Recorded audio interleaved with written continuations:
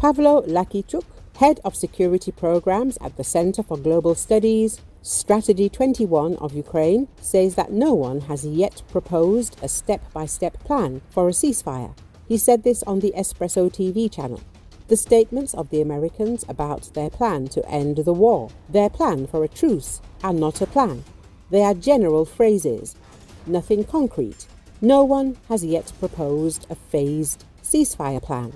In fact, only in Zelensky's response, in the so-called Zelensky's letter to Trump, do we see one paragraph that resembles a more or less rethought plan.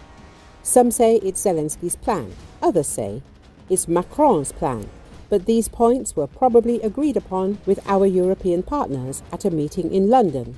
Lakiichuk said. The head of security programs at the Center for Global Studies Strategy XXI explained what is meant by the war de-escalation plan.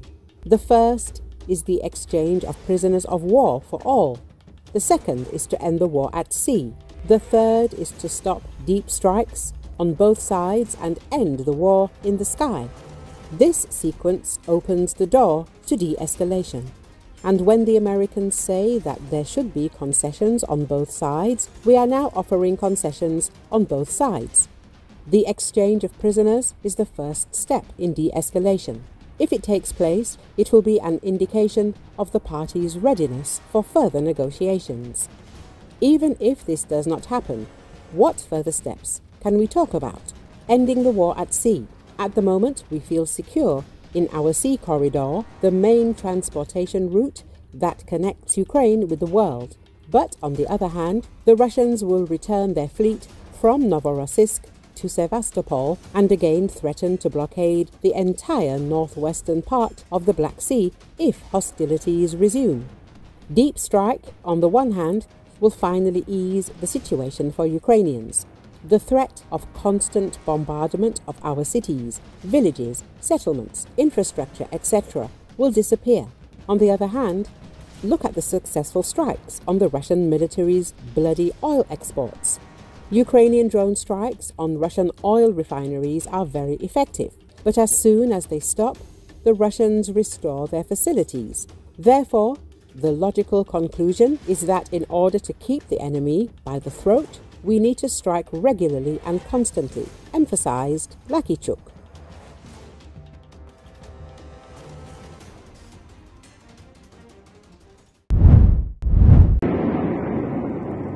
Ukraine launched drone attacks on 10 Russian regions. This was the largest drone attack ever. On the night of March 11th, the Ukrainian armed forces launched the most massive drone attack on Russian regions, including Moscow. In the Moscow region, one person was killed as a result of falling drone debris. The attack took place on the day of negotiations between Kiev and the United States.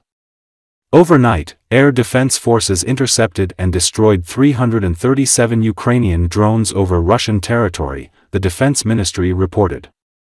Of these, 91 drones were shot down over the Moscow region, 126 drones over the Kursk region, 38 drones over the territory of the Bryansk region, 25 drones over the territory of the Belgorod region, 22 drones over the territory of the Ryazan region, 10 drones over the territory of the Kaluga region, 8 drones over the territory of the Lipetsk region, 8 drones over the territory of the Oryol region, 6 drones over the territory of the Voronezh region, 3 drones over the territory of the Nizhny Novgorod region.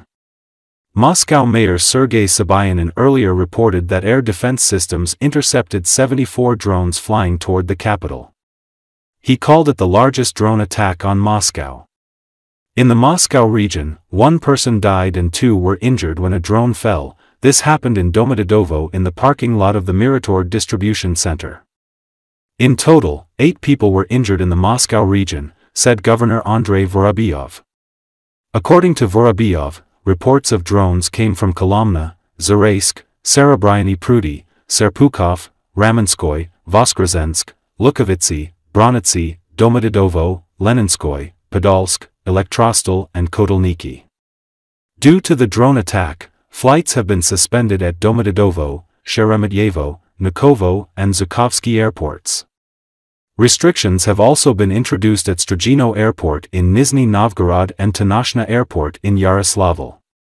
The attack took place on the day when negotiations between Ukrainian and U.S. delegations were to take place in Saudi Arabia, the first public contacts between representatives of the two countries after the spat between Presidents Volodymyr Zelensky and Donald Trump in the White House. Вот он, брать. Вот он, тварь. Вот он летит.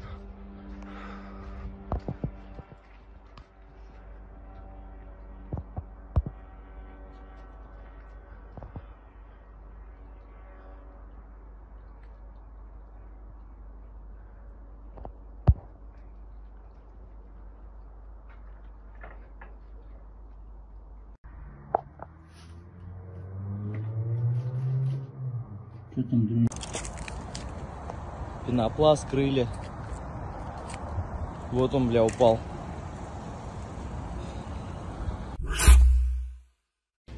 Ukraine continues attacks on Crimea. The peninsula was hit again by drones. In this case, the Atesh partisan group sabotaged a railway line linking parts of occupied Crimea with the front line in Zaporizhia Oblast, disrupting Russian supply lines, the group claimed via telegram.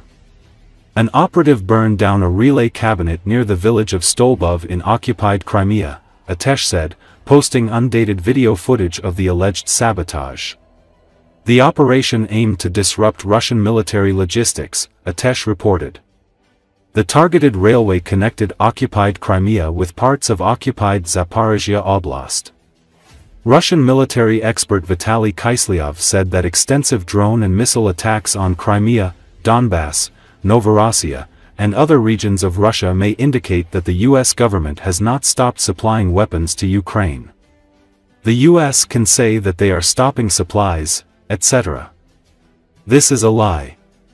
Let's look at our observations from different regions of Russia over the past 24 hours, the amount of ammunition flying from the Ukrainian side, attacks by drones.